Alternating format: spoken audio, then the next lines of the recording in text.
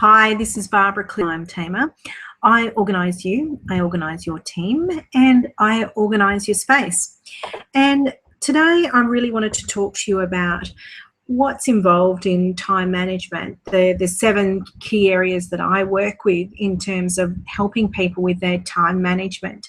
I look at your productivity, whether it's you as an individual or you as a team, and really be clear about what is productivity for you or for your business, and what are signs of you being unproductive, and we really unlock that in that process.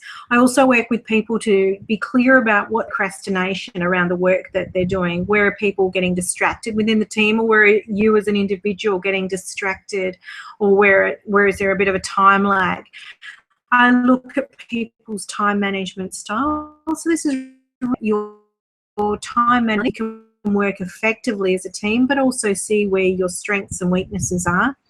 I look at the systems that people use in terms of getting themselves organised each day. So how do people deal with the information that comes in? How do they process that? And then how do they prioritise that? I look at email mastery. So, people get so many emails each day. How do you actually manage that for yourself? And there's some great systems out there now to enable you to manage your email really effectively and automate some processes. And typically I can save people up to 2 hours a day just managing their email. The other thing that I do is help people become more equipped with tools and be efficient with those tools. So look at people's notebook methods, how they're actually taking notes, how their filing systems are working, but also looking at some digital tools too, like Evernote and phone apps and things like that can help people improve their productivity. And lastly, I look at people's business systems. So that's really looking at your quality management process, your policies, your procedures, but also breaking down with a couple of simple steps how to actually quickly produce a procedure that is really on track and clear with your whole vision and mission in terms of what your business is doing. So it's not about the strategizing, it's really about getting down to the nuts and bolts of how your business unpacks and how it operates on a day-to-day level. But today what we're going to focus on is procrastination.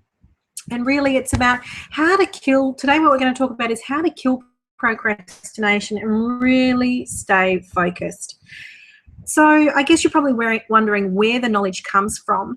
Well, what I'm talking about today is the knowledge that I've learned from 20 years of experience of working in the film, television and marketing industry. So I've really learned from a lot of very successful people who've run their own businesses or run very busy business management point of view. And I've learned some tips and tricks and techniques from them, which I'm going to share with you today. Is something that really evolves. You just need to look at mobile phones and software. And I guess I encourage you to share that information. Please make comment, email me with your feedbacks or thoughts. If you think some of the things that I talk about today don't work for you, or you've got a better idea, I would so very much love to hear from you, because it really helps me to keep learning and evolving my knowledge around productivity. And if I do talk to you about something today that you have learned before, just take this as an opportunity to really relearn that, and I encourage you to do that.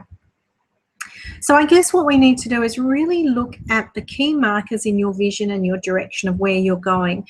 Like a ship that sets out on a course, it can easily be pushed off course or off track. And I guess I want to talk to you about where are you coming off track on your destination. Well, today we'll talk about how to stay on course, how to identify some of those traps, and some really simple ways to stay on track. So to start with, what I want to ask you is, what are you passionate about? When you started your job, when you started your business, when you started your career, where did the passion lie for you? And this is a really important part of the procrastination process, because it's the passion that, if you can reignite that passion, that helps you to stay on track. If you remember why you're really here and what you set out to do, that helps you to stay focused on the bigger picture and the bigger goals. And it's not when people make purchasing decisions. It's not always about the specific product. It's not always about the quality or the price. Sometimes it's about the culture. And Simon Sinek talks very much about this in his book, It Starts With Why. He makes a lot of reference to Apple and about the whole culture of the Apple brand and how not only the employees but the customers buy into that culture, and it's what sets them apart. I often say to people, what's the difference between an Apple phone and a Samsung phone? They do exactly the same things, really, but it comes down to where your loyalties lie and what cult you belong to. And people make purchasing decisions or promote their products in relation to things like fair trade or recycling, and people will make purchases based purely on those elements within a product. So if you can be really clear about what your mission is, what your vision is around your product, and really will help you stay focused on why you're here, why you're doing what you're doing. And it's about hand on heart, what at the core of who you are, what is the epitome of what you do and what you set out to do, and what are you passionate about, because that will really ignite other people. Are you a difference maker? Think about what difference you make in the lives of others or in the lives of your clients. What problems are you solving? This is a real strong indicator of where your passions and your vision lie. And you know, it's not always what you say, but how you say it that can make the big difference.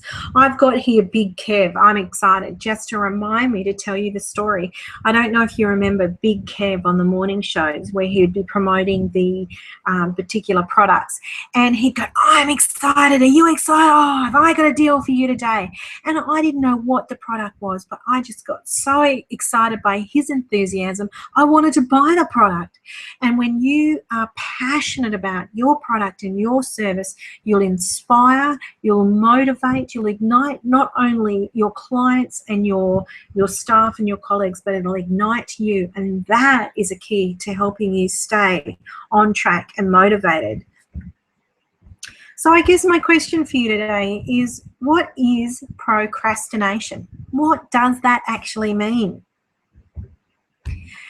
The thing about procrastination is it's really about doing more pleasurable things in place of the less pleasurable ones. So it's about doing things that you enjoy and putting off the things that you don't. And we always end up getting distracted by things that we really enjoy doing. Social media is a classic of that. A lot of people enjoy that social engagement and get distracted by it. But I want you to think about any jobs you have in your business that you really, really hate. They're probably the ones that you put off. And what about the jobs that you actually whip through and really, really enjoy? Because there's some key signs and indicators there for you to think about in terms of your procrastination. Generally, the things that you whip through and are really good at are things that you place value on the most. And when I'm talking about value, I'm not talking about personality values like integrity and honesty. I'm talking about the things that you place before everything else. And generally, where the things that you place the highest value on are where you have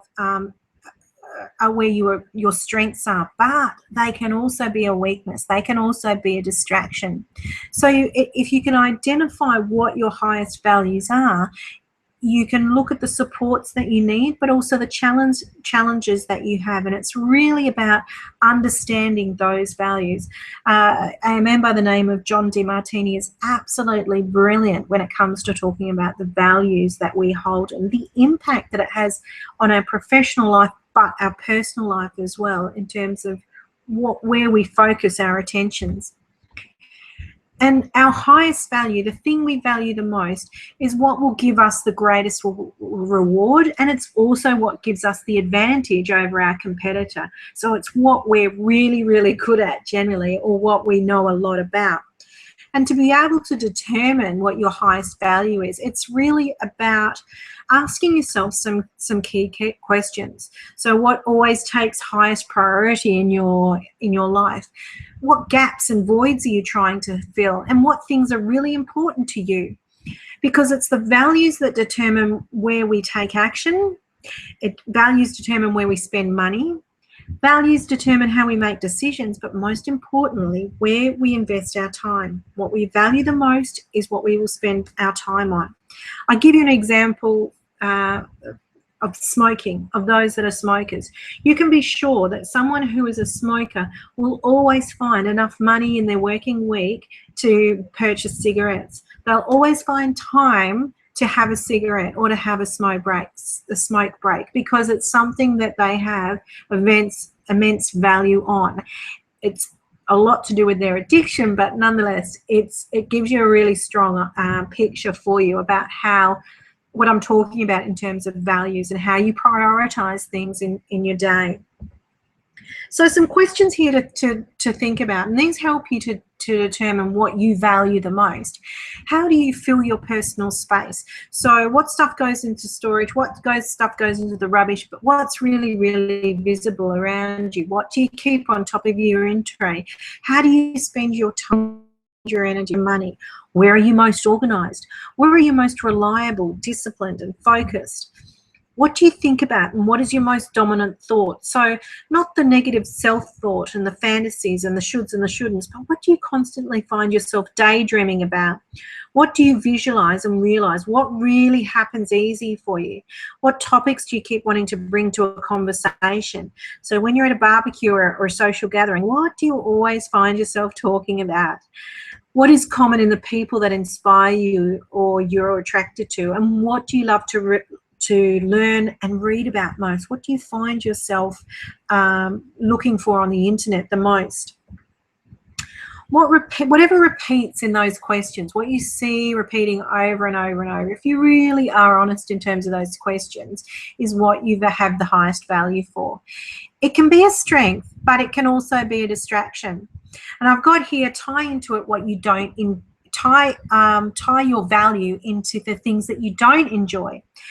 So the reason I've got bags there is because I was working with a colleague and we had to pack up 300 promotional bags, and we really both didn't want to do this job. It seemed menial and just, look, we thought it was going to take hours.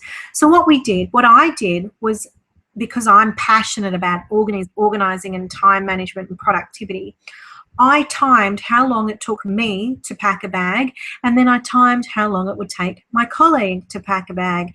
And much to my disappointment, she was faster than me. So we started adopting her method of packing the bags.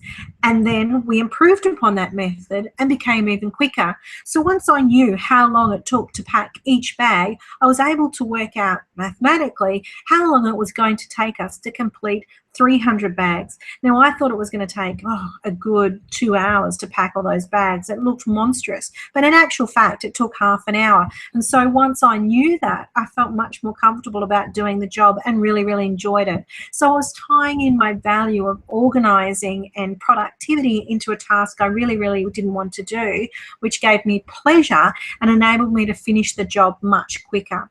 And if you can create a reward system around things that you value, then you will it becomes a lot easier to do some of those jobs that you really, really don't like and that you put off and procrastinate about.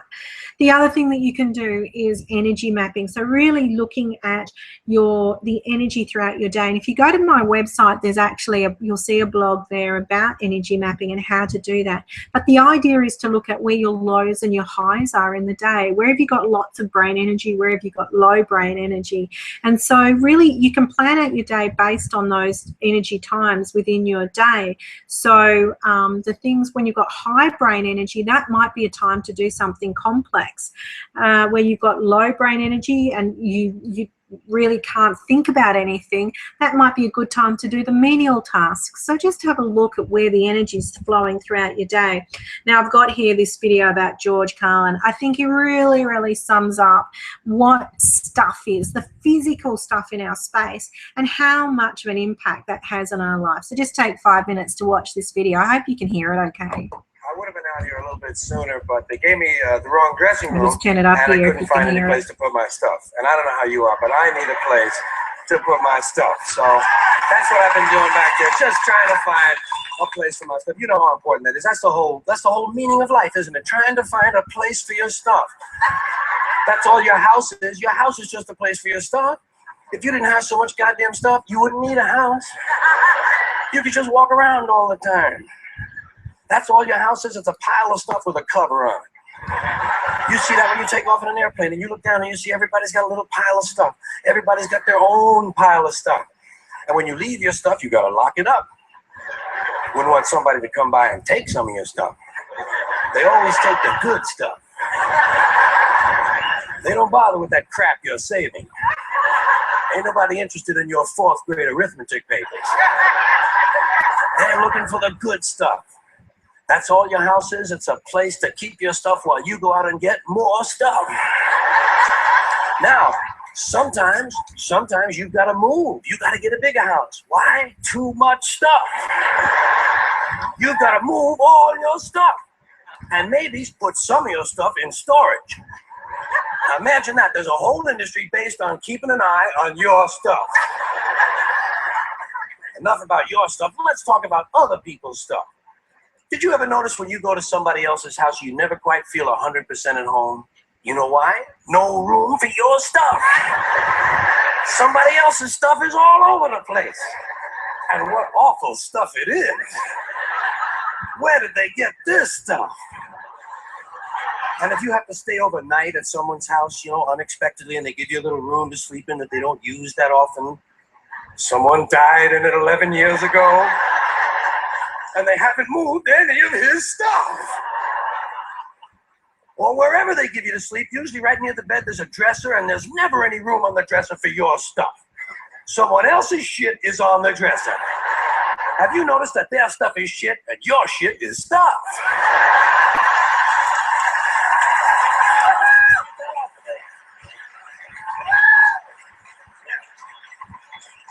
Now, sometimes you go on vacation, you gotta bring some of your stuff with you. You can't bring all your stuff, just the stuff you really like, the stuff that fits you well that month. Let's say you're gonna go to Honolulu. You're gonna go all the way to Honolulu. You gotta take 2 big bags of stuff, plus your carry-on stuff, plus the stuff in your pocket. You get all the way to Honolulu and you get in your hotel room and you start to put away your stuff. That's the first thing you do in a hotel room is put away your stuff. I'll put some stuff in here, put some stuff down there. Here's another place for some stuff here. I'll put some stuff over there. You put your stuff over there. I'll put my stuff over here. Here's another place for some stuff. Hey, we got more places than we've got stuff. We're going to have to buy more stuff.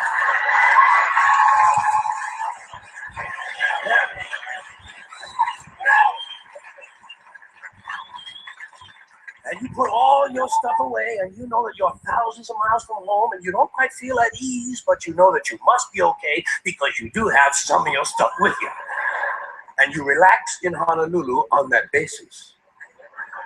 That's when your friend from Maui calls and says, hey, why don't you come over to Maui for the weekend? Spend a couple of nights over here. Oh, shit, no. Now what stuff do you bring? Right, you've got to bring an even smaller version of your stuff. Just enough stuff for a weekend on Maui. And you get over, and you're really spread out now. You've got shit all over the world. You've got stuff at home, stuff in storage, stuff in Honolulu, stuff in Maui, stuff in your pockets. Supply lines are getting longer and harder to maintain. But you get over to your friend's house in Maui and they give you a little place to sleep, and there's a little window ledge or some kind of a small shelf, and there's not much room on it, but it's okay because you don't have much stuff now. And you put what stuff you do have up there. You put your imported French toenail clippers, your odor readers with a 45-day guarantee, your cinnamon-flavored dental floss, and your Afrin 12-hour decongestant nasal spray. And even though you're a long way from home, you know that you must be okay because you do have your Afrin 12-hour decongestant nasal spray. And you relax in Maui on that basis. That's when your friend says, hey, I think tonight we'll go over the other side of the island and stay at my friend's house overnight. Oh, shit, no. No! What do you bring? Now you just bring the things you know you're going to need. Money, keys, comb, wallet, lighter, hanky, pen, cigarettes, contraceptives, Vaseline, whips, chains, whistles, dildos, and a book. So you get the idea of how stuff can really overtake your personal space, but also cause distraction. I think George Carlin sums it up fantastically. So the thing about organizing your stuff is really about, as George said, finding a time and a space for everything and dealing with the things, with what comes in, and prioritizing that. Because the more stuff that you have and that you've got running around in your head or taking up your visual space, the harder it is for you to be able to concentrate, and it distracts you. And really, we want to empty your brain so that you can use your brain as the machine that it is and not use it for a place to sort things.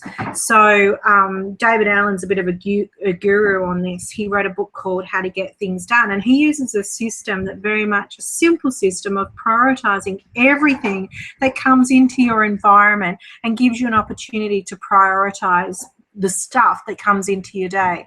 So by taking it out of your brain and off your desk and out of your in tray, you can really allow your brain to be the machine that it is.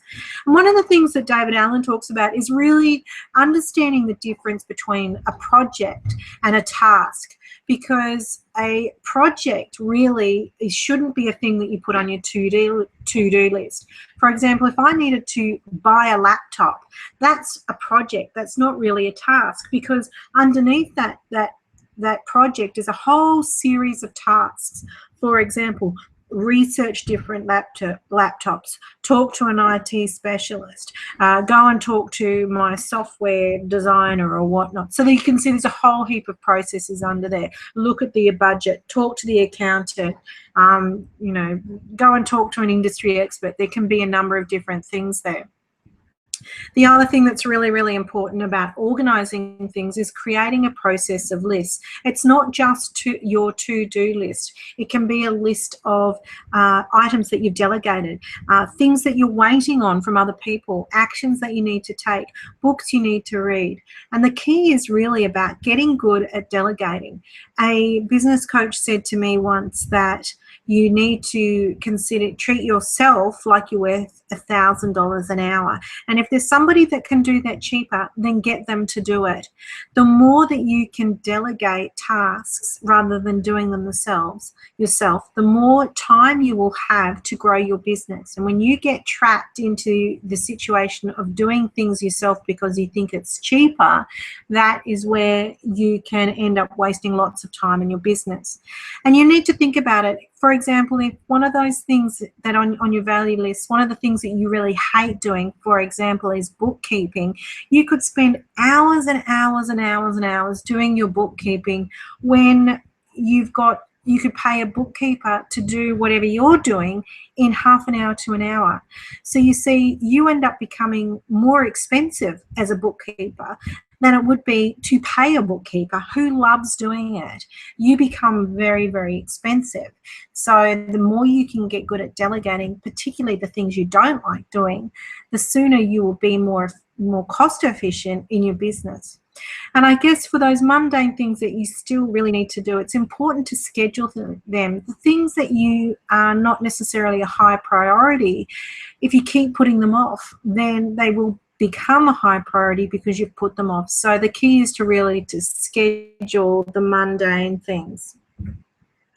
So the solutions that we can look at for you in terms of your productivity and time management, if you'd like to email me, I can send you a complimentary copy of a productivity and time management audit for you or your team. And with that audit, you can really flag some of the key areas that you need to focus on.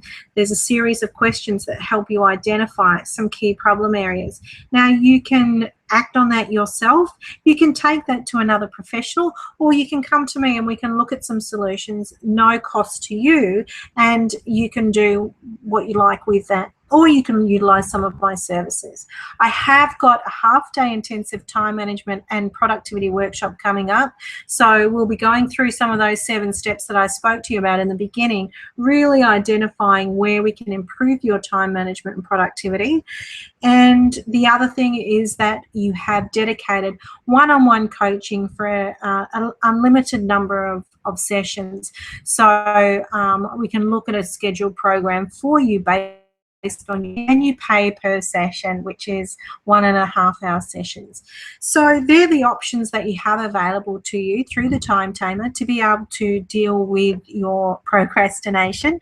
If you'd like some more information on this or the services, please go to my website, www.timetamer.com.au. Thanks for listening.